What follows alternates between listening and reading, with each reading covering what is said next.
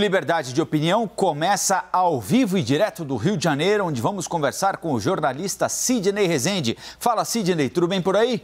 Tudo bem, senhoras e senhores, bom dia. Colombo, bom dia. E para aniversariante, para Elisa, meus parabéns, muitas felicidades. Ela tá te mandando um alô aqui de dentro do nosso estúdio. Como é que amanheceu o Rio de Janeiro hoje, hein, Sidney? Desculpa, como Colombo? Como é que amanheceu o Rio de Janeiro hoje? Olha, tá um pouco nublado, dando uma olhadinha aqui para minha direita, que eu tenho condições aqui de ver parte da Baía de Guanabara, né, e também o Pão de Açúcar, bem diferente do dia de ontem. Ontem o sol muito bonito, sol claro, céu muito limpo. Hoje, o oposto, nuvens, uma pinta assim que pode chover um pouquinho. Ontem choveu, viu, no final do dia e início da noite. E tudo indica que pode chover novamente, olhando assim, né, sem ter dados objetivos da meteorologia.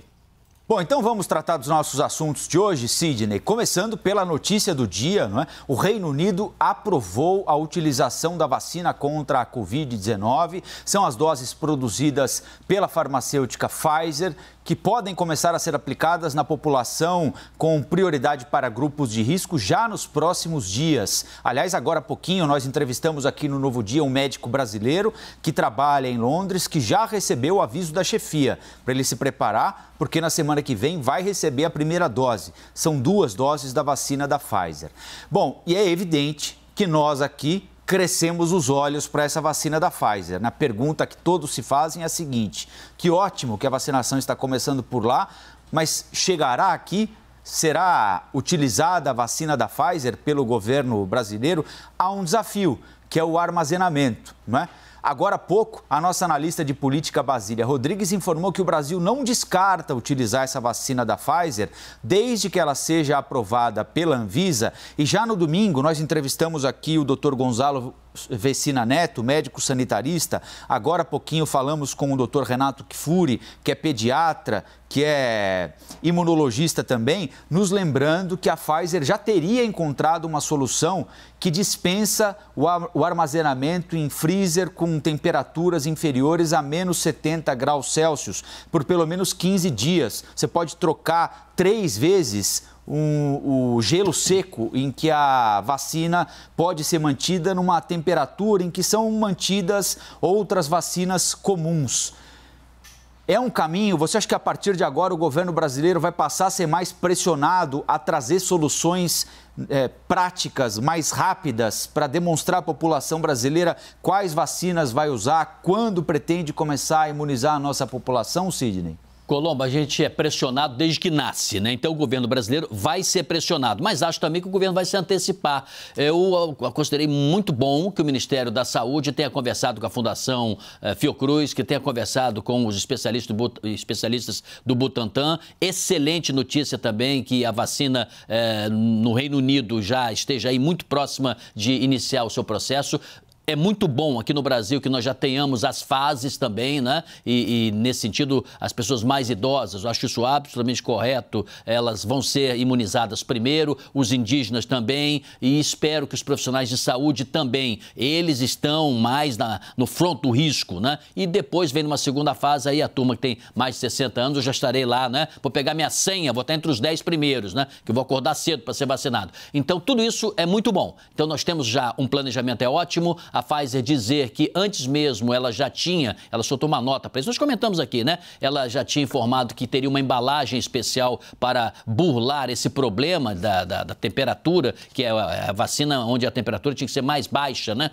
Para ser condicionada e depois, em termos de logística, chegar na ponta de distribuição. Se eles já estão solucionando isso, ótimo. E a Basília Rodrigues, que você citou, sempre muitíssimo bem informada, ela trouxe uma outra informação também interessante.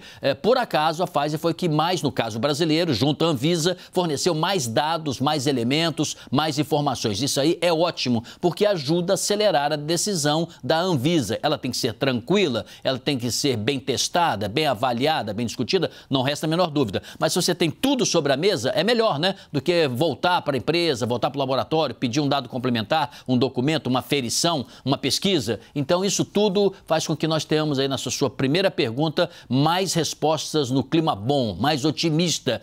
Cada dia nós estamos mais próximos da chegada dessa vacina lá fora e aqui. Isso é ótimo. Daqui a pouquinho, aliás, nós vamos voltar a Londres para continuar tratando deste assunto, para continuar falando sobre este dia histórico. Afinal de contas, estamos às vésperas do início da campanha de vacinação no Reino Unido por uma parcela importante da população. Pelo menos 20 milhões de britânicos serão vacinados neste primeiro momento, como Sidney lembrou, idosos, funcionários de casas de repouso e profissionais da saúde. Também até março, abril, a perspectiva é de que a campanha de vacinação esteja encerrada em todo o Reino Unido. Mais de 70 milhões de pessoas devem estar vacinadas. Vamos voltar para os nossos assuntos locais aqui, Sidney Rezende, para continuarmos o Liberdade de Opinião deste dia 2 de dezembro. O presidente Jair Bolsonaro disse durante um evento em Foz do Iguaçu, no Paraná, o seguinte, abre aspas, perpetuar benefícios é caminho para o insucesso, fecha aspas.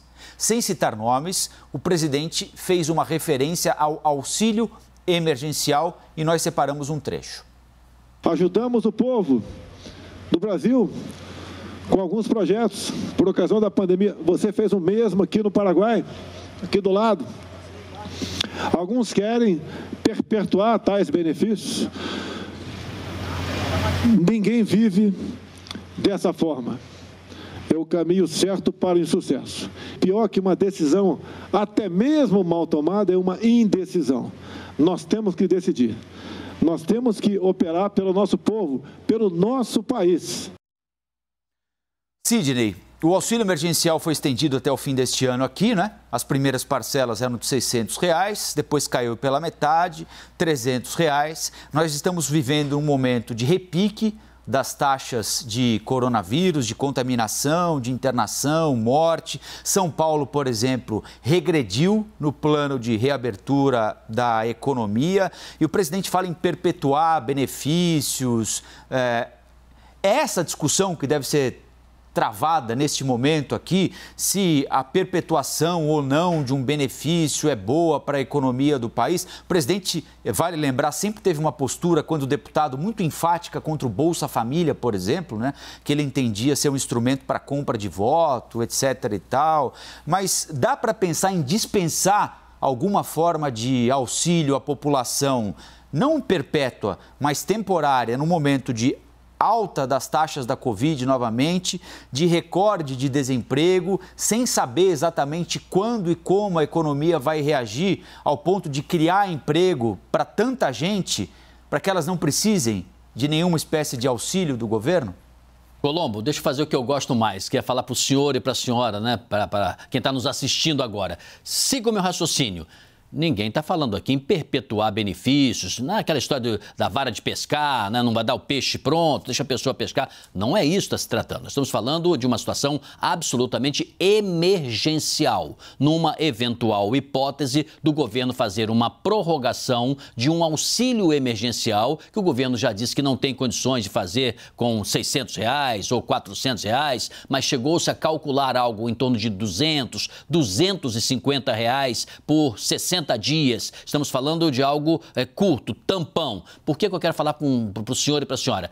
Se nós vivêssemos uma situação, Deus queira que isso não ocorra na sua família, muito menos na nossa aqui, uma situação dramática de alguém da nossa família que nós amamos tanto, necessitar que a gente venda um patrimônio que nós tenhamos, que a gente trabalhe mais para ter recursos, que a gente peça emprestado, que a gente peça aos amigos, que a gente faça das tripas coração para salvar aquela pessoa, nós vamos fazer. Nós vamos fazer. Quer dizer, por quê? Porque com saúde você recupera tudo na vida, né? Demora um pouquinho, vai trabalhar um pouco mais, vai se esforçar um pouco mais, vai recuperar no futuro com muito esforço, muito suor, como sempre. Na vida não tem coisa fácil, né? Então o que o presidente está fazendo aí é o seguinte, nesse discurso, não é isso não, ninguém está falando em perpetuar. Poderia-se estudar uma alternativa, eu já comentei isso aqui, de se permitir um aumento de um auxílio emergencial embutido no Bolsa Família para as famílias mais necessitadas, mais carentes. Não seria para todo mundo, mas uma mão estendida precisa existir. Nós precisamos fazer na nossa família uma ajuda, um aceno para o ente querido. O governo também. No momento que o presidente vai construindo um pouco esse discurso de não dá. A turma que evidentemente está preocupada com a situação fiscal vai sempre dizer que não dá. Existem alternativas emergenciais que podem ser tomadas e nós estamos vivendo este drama até chegar a vacina. Quanto mais rápido chegar a vacina, tanto melhor. Aí a gente respira um pouco melhor, porque a economia ela vai ter uma velocidade não tão rápida quanto imaginamos, mas ela vai começar a se recuperar. As pessoas vão começar a circular nas ruas, até a economia informal vai levantar-se, né? Porque você hoje tem um ambulante, um camelô que não tem nem para quem vender. E a economia formal também. Então, só para resumir, existe sim condições de se estudar, diferentemente que muitos economistas dizem aí, estourou o teto não, mas não tem condição, não vai dar. Não é bem assim. O governo tem condições de fazer isso e tem estudos do Ministério da Economia agora e até do Ministério da Fazenda, antes mesmo do atual governo, mostrando que uma preocupação com a rede social, ela existe e tem condições de fazer isso. Agora é uma prioridade política. Repito, perpetuar, nem eu sou a favor também não, mas estender a mão nesse momento dramático para o mais pobre, R$200 de ajuda por mês, faz diferença. Vamos ao Pará agora, Sidney, para a cidade de Cametá, mais precisamente. Foi palco de um assalto a banco com reféns. Agora, durante a madrugada, pelo menos uma pessoa morreu. Nós entrevistamos um morador da cidade e ele nos dizia que o morador da cidade que morreu estava em uma praça, foi abordado pelos bandidos que formaram uma espécie de cordão humano com moradores ali do município. Era um sujeito conhecido na cidade. Bom, a quadrilha, aquele episódio clássico, não é, Sidney? A quadrilha invadiu a cidade, atirou contra o batalhão da PM, cercou possíveis saídas das viaturas, armamento pesadíssimo, mais potente do que os utilizados pelos nossos policiais e deixaram a agência do Banco do Brasil desse jeito aí, que nós estamos mostrando. Anteontem à noite e ontem de madrugada, porque o assalto se estendeu, aconteceu em Santa Catarina a mesma coisa e a polícia ainda está procurando.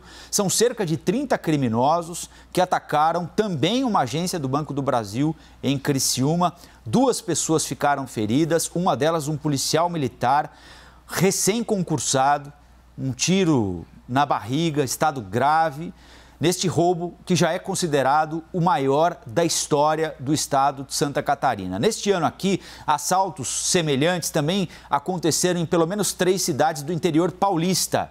Cidades importantes, hein? Araraquara, Botucatu e Ourinhos. Sidney, a organização desses crimes, como eu disse, é praticamente sempre a mesma. Ela tem tática paramilitar, terrorista em alguns momentos, não é? A que nível de violência nós estamos chegando por aqui? Porque assaltos assim não são preparados por amadores, não é, Sidney?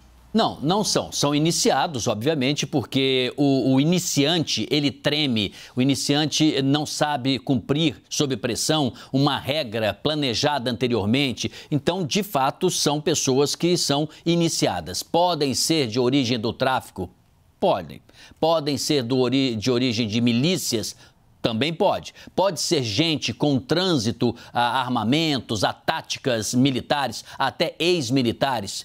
Sim, até armeiros que integravam as Forças Armadas, tanto aqui como de outros países da África, outros países que bandidos saem de lá, criminosos vêm de lá e acabam auxiliando, aconselhando quadrilhas aqui no Brasil, isso já mais do que comprovado que existe. Então, vamos lá para as providências. O crime, ele muda. E se o crime muda, é preciso o combate ao crime mudar também. Então, é preciso ter mais organização do lado de cá, né? Nós que não somos bandidos, não somos criminosos e somos completamente, radicalmente contra esse tipo de atos. Esses bandidos precisam ser presos, evidentemente. Então, é preciso ter um plano nacional atento para que as cidades médias e pequenas, cidades prósperas e em muitos estados brasileiros, nós sabemos, são estados onde se desenvolvem políticas muito eficientes, são lugares onde se exporta produtos do agronegócio brasileiro, onde gira muito dinheiro. Essas cidades médias começam a ser alvo, e não é de agora, destes marginais, desses bandidos. Eles vão lá, não são da cidade muitas vezes, praticam o crime, saem e vão para outro lugar. Pode ser uma quadrilha que tenha conexão com uma outra? Sim, pode ser. Mas, aparentemente, eles vão agora manter um quadro de uma tranquilidade e desaparecer do mapa. Como? Roubar o dinheiro, vão se esconder, fingir que não aconteceu nada. Armamento é mais ou menos fácil fácil de obter, porque o armamento que essa turma usa, eles usam aquela arma americana do couro AR-15, usa a arma soviética, a AK-47, são armas muito leves, muito fáceis de serem importadas, elas entram como queijo suíço pela nossa fronteira. Essas armas são armas de disparo muito imediato, não são armas que os militares usam, mas são armas fáceis de você esconder, reagir, escapar. Então as cidades precisam se organizar, a polícia também, e trabalhar agora com inteligência, porque uma coisa é certa, essa turma, esses bandidos estão mexendo com um cachorro grande, estão mexendo com um grande capital, estão mexendo com os bancos, estão mexendo com a turma da área financeira. Esses roubos que estão acontecendo em cidades médias e vêm acontecendo já há alguns anos, né? Eles estão ocorrendo justamente de uma maneira mais centralizada, onde tem muito dinheiro. Por isso que o dinheiro fica, às vezes, uma parte até estouram caixas eletrônicos, eles ficam pelo chão, porque o principal eles acabam roubando. Agora, o Brasil venceu o sequestro. Então, pode-se vencer também esse crime organizado que estão ocorrendo e aterrorizando os brasileiros. Agora é usar a inteligência. Às vezes demora um pouco, até mais de ano, mas a polícia vai chegar lá e vai certamente desbaratar em algum tempo, daqui a alguns meses ou até 1 ou 2 anos, essa turma. Alguns crimes ainda estão por serem esclarecidos, mas outros tantos a polícia já botou a mão neles. Vamos falar um pouquinho sobre política agora, Sidney. Em entrevista nesta semana ao portal UOL, o presidente da Câmara, Rodrigo Maia, e o ex-governador do Ceará, ex-ministro da Fazenda, Ciro Gomes, afirmaram que o Brasil precisa de uma aliança de centro para fazer frente ao presidente Bolsonaro nas eleições de 2022. Ciro disse que essa aliança, mais do que viável, é necessária. Já Rodrigo Maia chegou a citar o nome do próprio Ciro Gomes, de João Dória e do apresentador Luciano Huck para o que ele chamou de grande frente de centro. Sidney, na sua opinião, essa articulação política é possível dentro da atual estrutura partidária brasileira? Ciro Gomes e João Dória poderiam estar juntos numa frente de centro para enfrentar o presidente Jair Bolsonaro? Sabe por que eu sorri? Porque eu acompanho política desde 1985. Eu jurava, Colombo, eu jurava que o político A não ia jamais sentar numa mesa para tomar um café, dar um abraço, apoiar o político B. E eu vi de tudo na política. Uma vez teve um senador, chegou até ao governo, que ele era muito acusado de ser ladrão. E eu perguntei ele pessoalmente, falei, o senhor não fica assim, fica aborrecido, não se sente mal chamar o senhor de ladrão, né, como os seus adversários chamam? Ele disse assim, não, só dói da primeira vez. Ele me disse isso, só da primeira vez. Então, o que eu quero dizer com isso? Os políticos são capazes, sim, de se entenderem, mas não é fácil. É uma conversa necessária do centro para a esquerda? Sim. Política é conversar. Rubem Braga até brincava, dizer que política é namorar homem nesse sentido. Você ficar conversando com homem até tarde da noite, lá, conversar para cá, para lá, quando a política era totalmente masculina, né? Então, o que é que eu quero chamar a atenção? Chamar a atenção que a conversa é necessária para a esquerda, é importante, mas todos eles botam na mesa, sabe o quê, Colombo? O seguinte, eu quero conversar, eu quero que a gente se entenda, mas eu tenho que ser a cabeça de chave. Cabeça de chapa, né? Aqui, por exemplo, no Rio de Janeiro, se tentou fazer uma candidatura única para enfrentar o prefeito Crivella, para enfrentar Eduardo Paes, que acabou vencendo. E aí tentaram conversar. A Rede, PSOL, PSB, PCdoB, PDT, chegou-se a alinhavaram a possibilidade. O PSOL logo saiu fora, Marcelo Freixo não conseguiu isso, falou, olha, se não tem união, eu estou fora, né? E os outros partidos acabaram não construindo essa união. Que eu quero chamar a atenção que a conversa é necessária, mas ela é muito difícil, porque ninguém abre mão. E tem vaidade, tem poder, tem idade, agora é minha vez. Então é uma costura difícil de ser feita. Agora a Dória pode conversar com o Ciro, pode conversar com o Eduardo Paes, pode conversar com o Rodrigo Maia. Sim, eu acho que essas conversas vão acontecer. O Ciro Gomes já conversou com o Lula, já estava as turras agora há pouco, já conversaram. Que resultado foi esse papo? Só papo por enquanto, olhando para o futuro. Você estava falando dessas aproximações que a gente considera improváveis e eu estava me lembrando aqui da campanha Prefeitura Paulistana em 2012, quando o ex-ministro Fernando Haddad foi candidato e venceu aquela eleição, e ele tinha inicialmente como vice na chapa Luiz Erundina, né? Que desistiu da chapa depois de o ex-presidente Lula ter ido à casa de Paulo Maluf para selar a união do PT com o partido de Paulo Maluf em São Paulo, né? Houve aproximação na campanha de João Dória com Jair Bolsonaro, muito mais por parte de João Dória do que por parte de Jair Bolsonaro, é verdade, mas houve o Bolsodória, né? E hoje em dia eles são inimigos de primeira hora. E também está nas redes sociais o general Heleno, na campanha eleitoral, cantando: se gritar pega centrão, não fica um, meu irmão. E eis que Bolsonaro está prestes a cair nos colos do centrão, hein, Sidney Rezende, para disputar a eleição de 2022. Nada com uma pesquisa depois da outra, nada com uma eleição depois da outra, nada como um dia depois do outro. Olha, em política, você ser muito enfático, assim demais, não faço, você tem que lembrar que você tem que ser coerente. Agora, temos uma coisa muito importante. Nunca na história da humanidade nós vivemos uma abertura tão grande da vida privada e pública como a partir das redes sociais e da internet. Então, se você não explicar, né, você pode fazer tudo, Colombo, mas você tem que explicar. Se você explicar, o outro tem uma possibilidade de dizer que entendeu. Mas se você não explicar, as pessoas não gostam. Então, autenticidade, correção de propósitos, coerência, uma postura transparente é sempre, e verdadeira, é sempre melhor do que o oposto disso tudo. Então, não se esqueçam aí, vocês políticos, vocês ficam mudando de papéis o tempo todo e vocês, às vezes, podem se dar mal, não entender nem por quê, né? Você acaba tendo uma derrota e fica olhando para o lado o que aconteceu. Foi porque você falou uma coisa hoje, amanhã falou outra, xingou o fulano, depois estava abraçado com o mesmo que você criticou. É preciso tomar cuidado. O mundo mudou, hein? Sidney, uma ótima quarta-feira para você e nós voltamos a falar no próximo Liberdade de Opinião, hein? Um abraço, Colombo. Até logo.